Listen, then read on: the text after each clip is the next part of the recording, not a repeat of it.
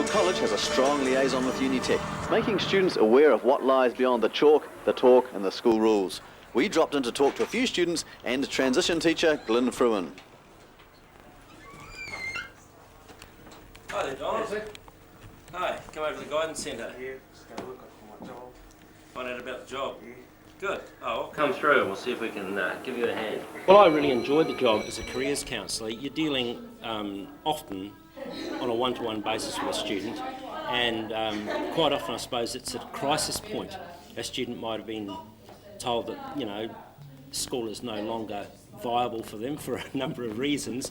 They may have sort of mentally put away their pen and paper. Not necessarily so, but you do see that type of student. And I guess for many students you're the last port of call before they get the big heave-ho. And if in any way you're able to assist them, either to look at a TOPS course or something that will help them rather than sort of just sitting around at home and drinking the old man's booze and grabbing the odd video, if you in any way assist them into the improved life on planet Earth, then I think you're doing something. And often those students come back and see me and give me a pat on the shoulder, and really, that's the reward, I suppose. And they remember you because you were that last port of call at school, and you were the one that sort of tried to assist them into something. I'm just breaking through to the real world now. I'm quite got out there. It's quite scary, but not that I've experienced much of it yet. But What is it scary?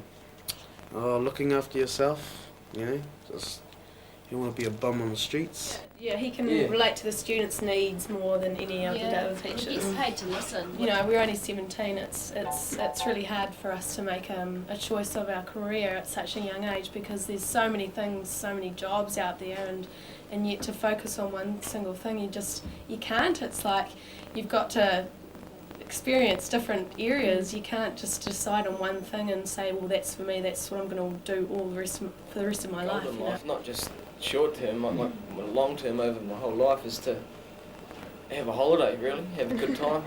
And so the way I see of going about that is to get a job where you can make lots of money when you don't have to worry about money. And I'd like to become independent, like work for myself, make lots of money, so maybe like if in the field that I'm going for, you might be able to earn up to $200 an hour or maybe more. So it'd be sweet if I could work like 2 days a week and have 5 days off. That's the sort of thing I would like to do. What I'd really like to do is work with IHC children or something like that, or deaf or blind, and then I'd like to be a social worker. Why? Because I don't know, I just like working with people.